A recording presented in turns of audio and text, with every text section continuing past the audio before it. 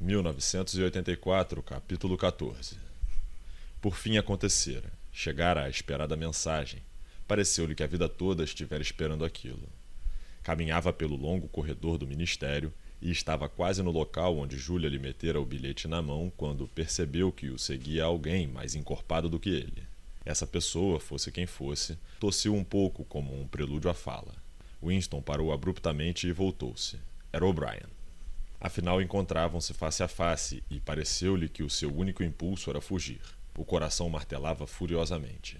Não conseguiria falar. O'Brien, todavia, continuara no mesmo movimento, colocando a mão por um momento no braço de Winston, de modo que agora caminhavam lado a lado. Começou a falar com a solene cortesia característica que tanto o diferenciava da maioria dos membros do partido interno. Tinha esperança de poder lhe falar. Li outro dia no Times um artigo seu em novilíngua.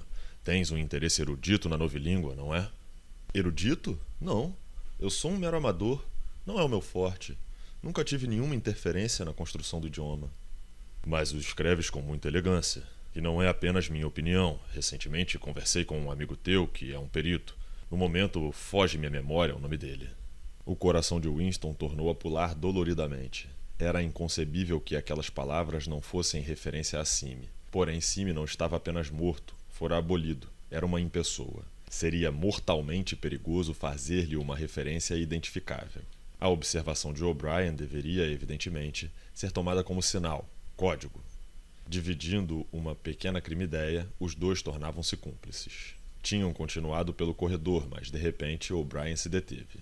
Com a amistosidade curiosa e desarmante que sempre lograva comunicar ao gesto, recolocou os óculos no nariz e continuou. O que eu queria lhe dizer a propósito do artigo é que notei o uso de duas palavras obsoletas, que se tornaram obsoletas muito recentemente. Já viste a 10ª edição do Dicionário de Novilíngua?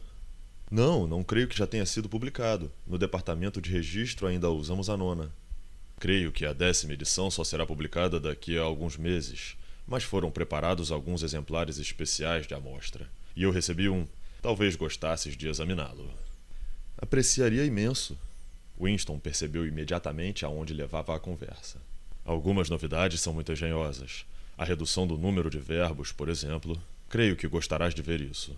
Vejamos, mando-te um mensageiro te entregar o dicionário? O pior é que invariavelmente me esqueço de tudo. O melhor talvez seria ires buscá-lo no meu apartamento, a hora que quiseres. Espera, já te dou o endereço. Estavam parados diante de uma teletela. Um tanto distraído, O'Brien procurou em 2 bolsos e deles tirou um pequeno canhenho de capa de couro e uma lapiseira tinta de ouro.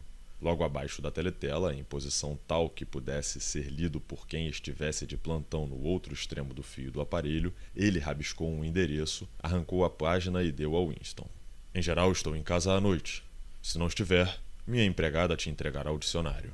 E afastou-se, deixando Winston com o pedaço de papel que, desta vez, não havia necessidade de esconder. Não obstante, decorou-o cuidadosamente e, algumas horas mais tarde, jogou-o no buraco da memória, com um maço de outros papéis. Tinham conversado um par de minutos no máximo. O episódio só podia ter um significado. Fora engendrado como meio de dar a Winston o endereço de O'Brien.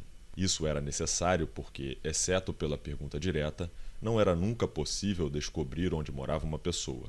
Não havia guias nem indicadores de espécie alguma. Se queres me ver, podes me encontrar aqui.